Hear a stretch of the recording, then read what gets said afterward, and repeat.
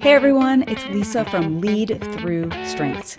And today I am joined by Sara Regan, one of our facilitators at Lead Through Strengths. You've heard a lot from me over the years, and it's about time you get some new angles, fresh ideas on strengths from other people who bring great content to Lead Through Strengths.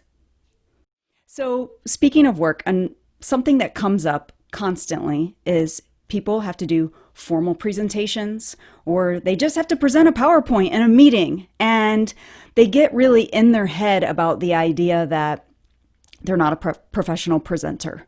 And they'll say, I don't feel like I have charisma and I'm not that colorful. So how do I use my strengths? Is it even possible to use them in a way to take a skill that I don't think I would be good at and come at it from a new angle? What are your thoughts on that?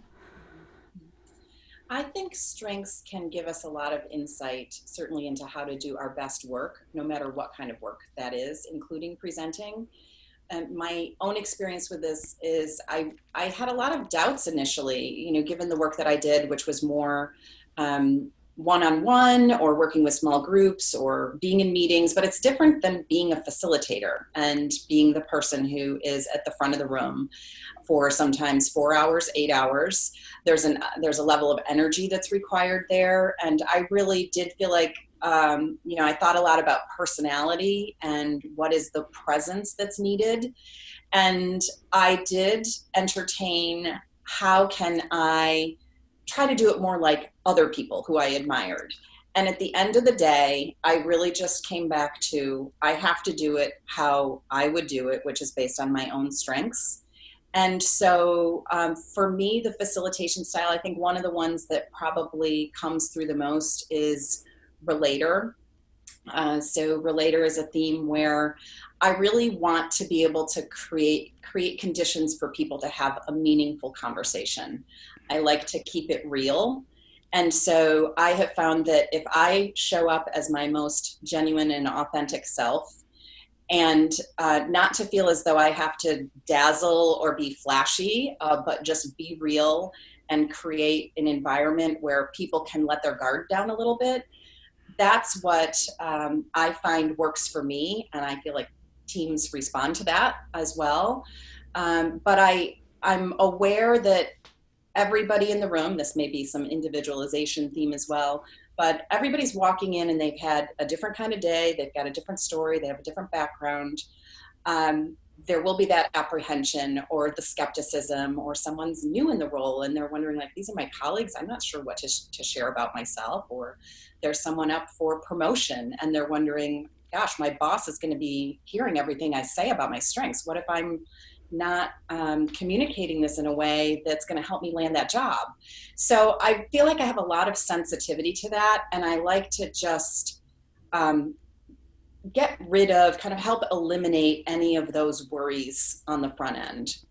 So I feel like that's my facilitation style, is to help create those conditions. And I've had to just embrace it because I can't be anyone else. And if I try, I just don't think it goes as well.